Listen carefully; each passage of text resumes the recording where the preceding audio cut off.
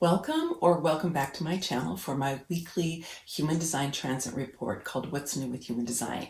Last Saturday, the Sun moved into the Gate 48 and the Earth moved into the Gate 21. Those two will be there until this upcoming Friday. The change is on Friday, October 8th. So I'm going to talk about where we're at right now, and then I'm going to talk a little bit about what happens when we get to Friday. I'm very familiar with both of these two gates because they're in my incarnation cross, but in reverse order. So my number one gate, my conscious sun, is the Gate 21, and my conscious earth is the Gate 48. And so because it's in March, my birthday's in March, so it's the opposite side of the incarnation cross, for those of you who like to know about that kind of thing. So the Gate 48 is in the logic circuit or the pattern circuit, and it is on the spleen center. So the logic circuit is connected with the left brain, the right side of the body. It has to do with logic and focal gaze, strategy, analysis, that kind of thing. And so the Gate 48 is definitely in that realm, and it is connected to the spleen. You can see the image for the spleen here. And the spleen is known as the center for instinct, for intuition, for the immune system, and for timing. And all of the gates on the spleen are, we call their splenic fear gates, because every single one of the gates on the spleen has a fear that's associated with it. In traditional human design, the Gate 48 is known as depth or the well, and in quantum human design is known as wisdom. Now, I'm really glad that Karen Curry Parker, who created quantum human design, has renamed this gate, because when I first came to this is where my conscious earth is. When I first came to that, I was like, depth, the well, what does that mean? It took me quite a while to kind of dig into it, to feel what it meant. And then when she renamed it wisdom, that really clicked for me. Because I have been a lifelong learner. I have been engaged, I have 23 years of formal schooling. I have a PhD. I have been learning my entire life. I'm always involved in some kind of learning endeavor. And so for me, this idea of wisdom and the depth of the wisdom, the depth of the knowledge and the inquiry really means a lot to me. And I feel that that 48 has helped me a lot in my life. I'm really grounded in that sense of wisdom. Now, with it being in the sun being in the 48, then that's really about what's being lit up. It's what's being largely expressed at this time is this sense of wisdom. Now let's unpack wisdom a little bit. So there's information, okay, data. Lots and lots of it, more than we need these days, right? And then when you add life experience to information, you start to get some understanding. You actually have to take information and apply it and integrate it in your life for it to start to have some meaning. So when you do that, you start to have understanding. Then when you do it even more, you can develop knowledge. And that's when you add a lot more life experience that you finally get to wisdom. Wisdom isn't something that you can just learn in a book or that somebody can tell you about, or you can take a program in. It's not going to do that for you. It really has to be something that is cultivated with a lot of life experience. With my work with the feminine sovereign archetypes, which is part of the work that I have in feminine sovereignty, the wise woman is associated with the Gate 48, and the wise woman appears in every culture around the world. She is the one who has really lived a rich life and now has golden nuggets of wisdom to share with those people who are willing to listen to her. Unfortunately, certainly in the United States, and I think this is true in other parts of the world, but I don't know them as well, so I'll just speak about here, which is that we have a kind of age-phobic society. We don't really respect or care for our elders very well. We don't look to them for the wisdom that they provide, which is really unfortunate, because it's through long life experience that we develop our true wisdom. Now, it is true that in this day and age, things have changed very much. I think even for me, I'm in my 60s, and how much has changed during my life. But even so, I do have this sense of what has come to me as wisdom through my life experience that I simply could not have when I was a younger person. So as we're leaning into this energy of the Gate 48, I encourage you to take some time to reflect for yourself on what is the wisdom that you have come to through the course of your life, through the challenges that you've had, the things that you learned through those challenges, through the things that were unexpected, maybe new things that had come to you that you didn't really have any context for understanding. But then over time, you were able to take them in. You applied them in your life. You integrated what you learned. And out of that, over time, you developed wisdom. So reflecting on what that is for you, and then have conversations with other people in your life. Ask them about what wisdom they have developed through the course of their life. Especially if you have elders in your life, go and ask them because they would love to share their wisdom with you. And this is one of the ways that we are really designed to be together in community, is through engaging and sharing what we've learned with each other so that we don't all have to learn everything on our own. And I'm not talking about what you just get in a book or what you get in a program or something. I'm talking about what only comes through the crucible of life experience. Now, wisdom is the awakened state of the 48, right? And it is the awakened state of the wise woman archetype. And if you are interested in the archetypes, if you haven't checked them out, I have a quiz that's called What's Your Feminine Sovereign Archetype? I'll put the link down in the description, and it's just sovereignquiz.com. So if you want to know about your feminine sovereign archetype, you can go and find out there.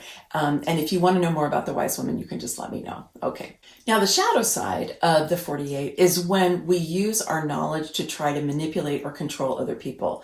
I don't know if I would actually call that true wisdom, because I think true wisdom doesn't have an agenda like that.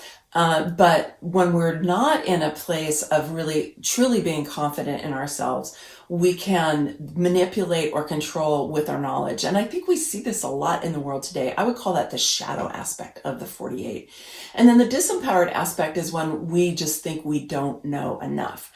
And this is where it connects to the spleen and the fear gates, because the fear of the gate 48 is never knowing enough. And when you're more connected to that disempowered side and to that fear, then a lot of times what you might do is to be holding yourself back from engaging with life really at the level that you're ready for, because you have the fear that you don't know enough. Now, let's just unpack that a little bit more, because this fear about not knowing enough it's part of a larger mantra of never enough, never enoughness, which is scarcity, right? It's the mantra of scarcity, which unfortunately our culture, Western culture, is based on a mantra of scarcity, which then produces the desire for more, and more, right? We want to be able to step out of that desire for accumulation because we never feel like we have enough, to be coming back into ourselves and feeling like, oh, I have enough. I know enough. And part of that is to take in that the flow of life is going to provide you with what you need to know when you need to know it. And that's a really great mantra for you with the 48. If you do find yourself with this feeling of never knowing enough, or wanting to engage in a new endeavor and then just continuing to research. And if you have a first line profile, then you're going to have a tendency to want to do that anyway.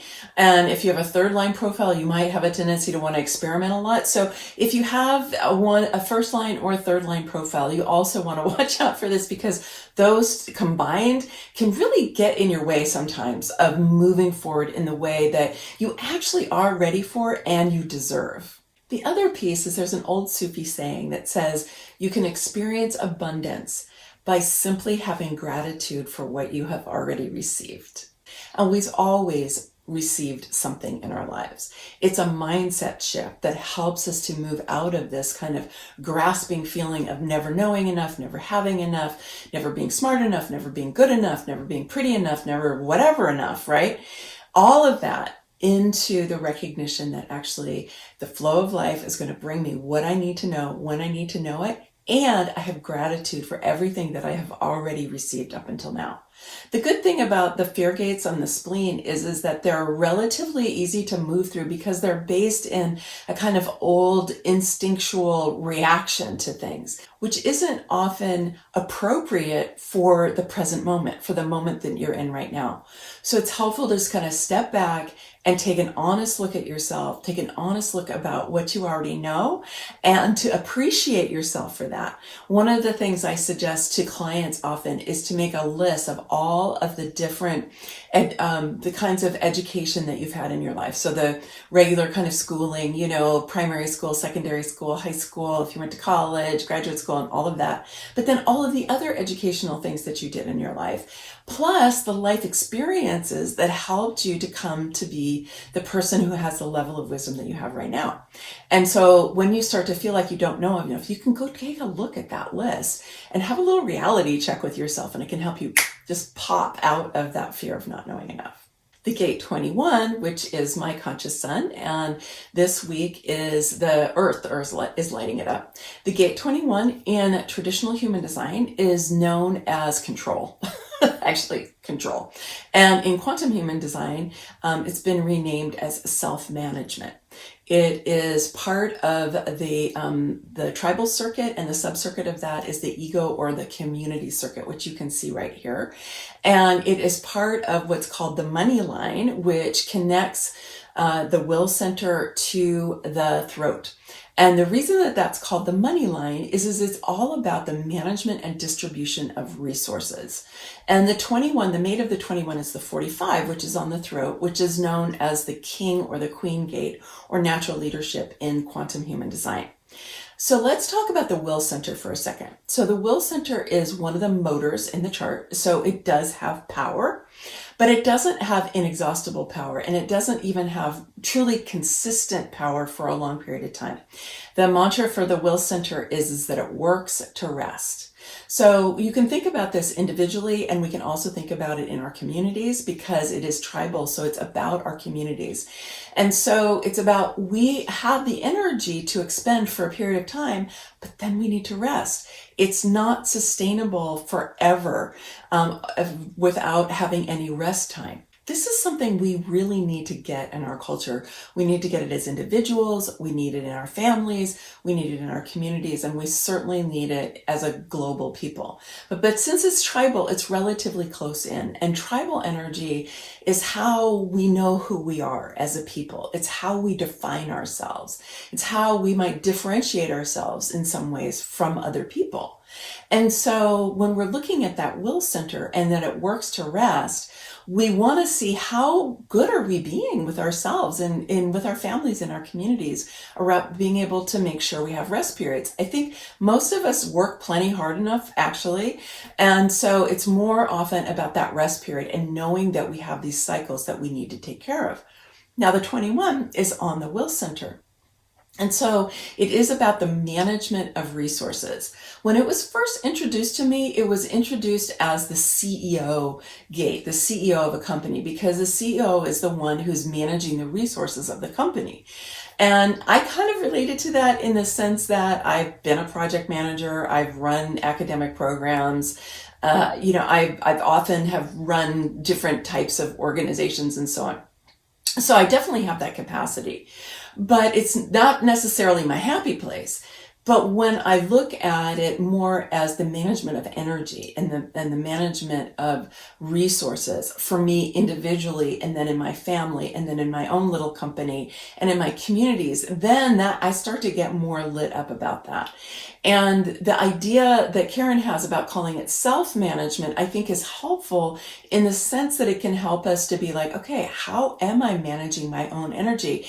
Am I resting after I work? Right? Am I making sure that I have recuperative time, that I have restorative time, that I have rejuvenative time, that I'm doing activities that aren't just continuing to drain me, but that are actually building my energy, building my prana or my chi.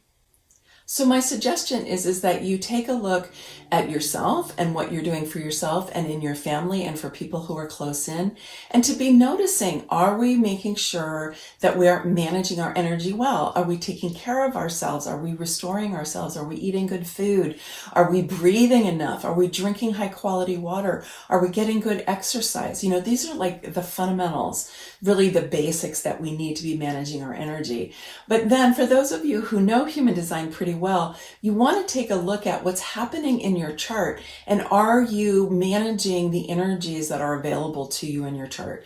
If you've been with me for a while, you've heard me talk about how there's certain really potent aspects of the chart that if you don't manage those energies, they will manage you. Now, we do have an example that's going on in the chart right now. It's been happening for a few weeks, and it's going to be with us until the middle of January 2022.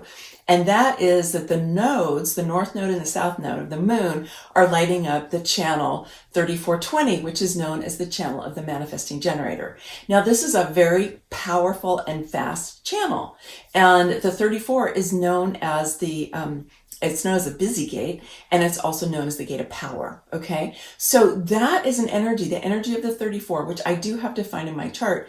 You really need to be able to grab a hold of that energy and manage it. Otherwise, it can run you over. So that's an example of one of the places in the chart. If you have the 3420 or the 34 in particular, and we're all channeling that energy right now because it is coming from the nodes. So that's an example of how it's great to have that energy. Some of you might be feeling that you have more of an ability to engage longer and at a higher level than you are normally, especially if you're a projector or manifestor or reflector.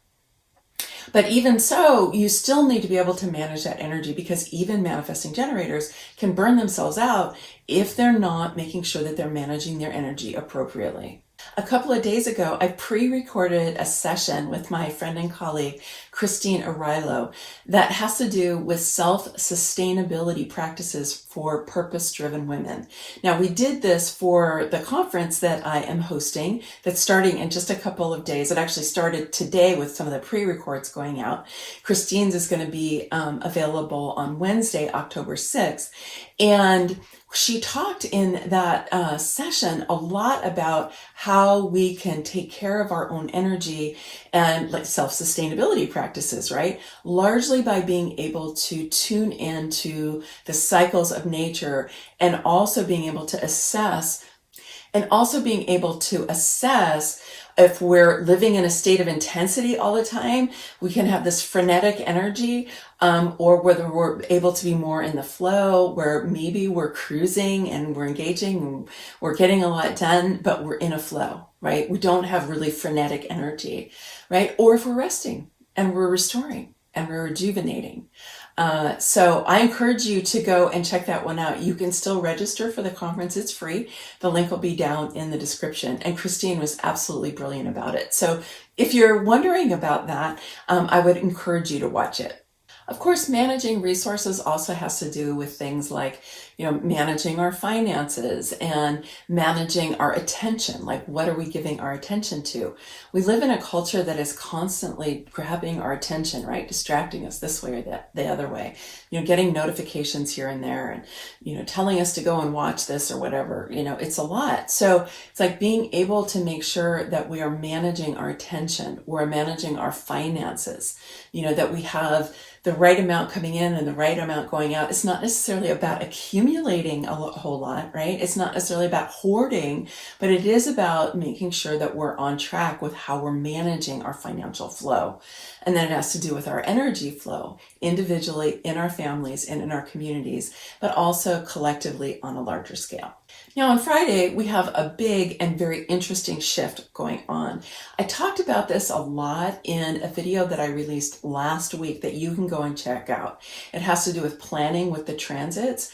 And I did a deep dive into what's happening on Friday because it is during my conference and it has to do with the transits there. So you can go and take a look, and I go do an even deeper dive there if you want to know more. But briefly here, the sun is going to move into the gate 57, and so is Mars. and they're going to join Mercury, who had moved there on Thursday. So we're going to have 3 major planets in the gate 57. Anytime you have multiple activations happening in a gate, it means it's a major theme. And to have 3 major planets lighting up one gate all at the same time, that is a major transit. So let's talk about the gate 57. The gate 57 is also on the spleen center. You can see it here. And so it also has a fear associated with it. The fear associated with the gate 57 is the fear of the future. So part of what's going to be lit up is how are we regarding our fear of the future? Now, I think that this is really up for a lot of people, given that pandemic, given the economic impact of the pandemic, given what's happening, with climate change and the collapse of ecosystems and all kinds of things, right? We're afraid about what's going to be happening with our future world, or we can be afraid, but we do have a choice. So this energy that the sun and that Mercury and that Mars are lighting up could really send you into a fear of the future. But it could also be your opportunity to be like, I refuse to have fear of the future.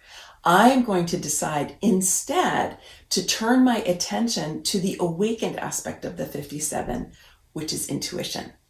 The gate 57 is known as the most intuitive gate in the whole chart. It's part of the knowing circuit, which is plugged into superconsciousness. If you've been with me for a while, you've heard me talk about the knowing circuit a number of times, but it is definitely plugged into superconsciousness. It is not logical. It's not rational. It's not linear. It's none of those things. The knowing circuit is when we just receive inspiration directly from superconsciousness. The beginning is the gate 61 here, which Pluto is still lighting up, has been lighting up for months and will continue to well into next year.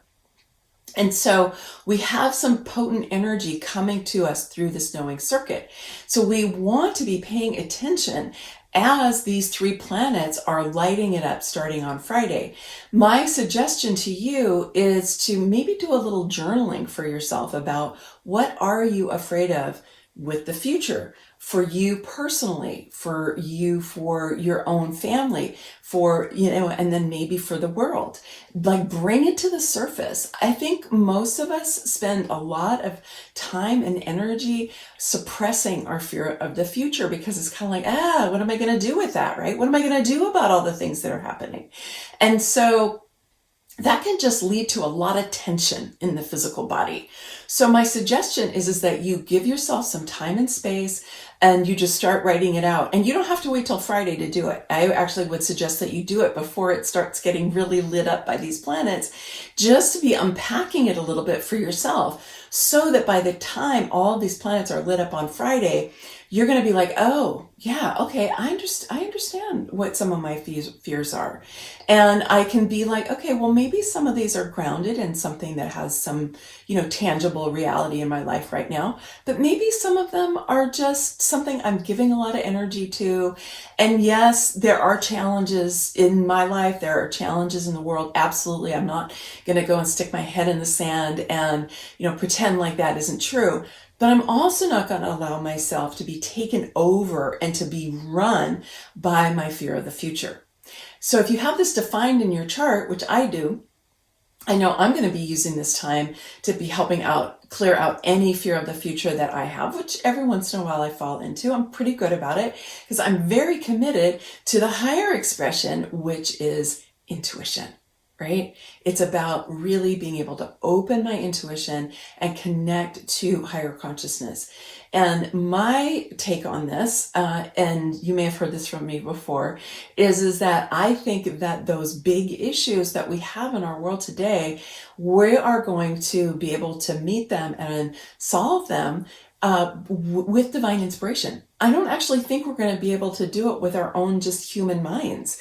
As smart as we are, as brilliant as we are, as good as the scientific method is and all of that, I just don't think that we're going to be able to solve it that way. And if you even think about the real pioneers in science, they were all people who had epiphanies, right? They all had divine inspiration that came to them. And remember that Einstein said that imagination is more important than knowledge, right? He really understood the power of imagination, which of course is our interface with the divine source energy, right? Is our imagination, that place where we think we might just be making it up, right? Our intuition, well, I might have just made that up. But, well, did I make it up? Or did, some person in my upstairs team just drop it in for me to have? Well, you get to be curious about that. You get to be open to that. You get to entertain possibilities. And I'm always encouraging you to live in a state of possibilities and to open up portals of potential for yourself, because I think that's how we're going to be able to move into a new reality for ourselves. It's not by being stuck, looking at the past, being afraid of the future. Because a lot of times what we do is we look at the past and then we take what we're afraid of from the past and then we project it into the future, and then we're afraid of that, right? We want to be able to step out of all of that. And the 57 has the potential to be able to do that when we can release that fear of the future. And if there's any residue from that fear of not knowing enough, the leftover from the gate 48, we want to be able to release that too, so that we can be playing in this really vast quantum field or cosmic field where all potential resides. So the sun lighting up the 57 is really kind of going, whoa, intuition. And Mercury says that this is what we're going to be talking about, right? It's what we're going to be communicating about. And because Mercury is retrograde, partly what Mercury is going to do is say, go back and look at how you've been afraid of the future in the past so that you can release it as we move forward into the future. Mars is our spiritual warrior. And so Mars is saying, let's put a stake in the ground, right? Again, look into your past where you may have allowed your spiritual warrior self to be caught in the fear of the future, and help to release that part of you from that fear. Put that stake in the ground as your spiritual warrior to say, I am going to be really aligning with my intuition and with the downloads and the inspiration that's going to be coming to me from superconsciousness. Now, the Earth is going to be lighting up the gate 51, which is also on the will center. We had the gate 21 earlier, and then now we're going to have the 51. So everything that I said about the will center applies here. The 51 is half of the channel. Its mate is the 25 on the G center, which is known as love of spirit or just spirit. And the 51 in traditional human design is known as the gate of shock. And in traditional human design is known as initiation. But it's part of this channel that's known as the channel of the priest or priestess, or the channel of the shaman, because it's the energy to help us bring the power of the will center, right, into our identity, because the G center is our identity, so that we can uplift ourselves to a higher state of consciousness. Now, this is really potent to be having with this 57 alignment as well, because that 51, we grounding ourselves in that, because that 51, when we can ground ourselves in that commitment to initiating ourselves into higher consciousness, individually and collectively, we can receive the kind of disruptive energy that the 51 can provide to us. Because, when we're moving out of our comfort zone, we're moving out of our normal, we're moving out of our patterns, sometimes that can be disruptive to what it is that we took for granted, and even for the things that we relied upon. But often this is what's needed in order for us to move into those higher states of consciousness. So if we can ground ourselves into that, knowing that yes, disruption is probably going to happen, then we can receive the energy of that 57. So my suggestion for you, again, is to kind of prepare for this transit, because this is going to be a really powerful transit that starts on Friday. I'm actually really excited about how it's going to be supporting us during this conference that I'm having, the Women Evolving Our World, Feminine Sovereignty, Leadership and the Right Use of Power, that's happening from Thursday to Saturday. And I think that we're all going to be really lifting each other up in a very, very powerful way. So I would say prepare yourself for some really potent energies, and you will be able to reap incredible rewards. All right. Many blessings. Much love. Bye for now.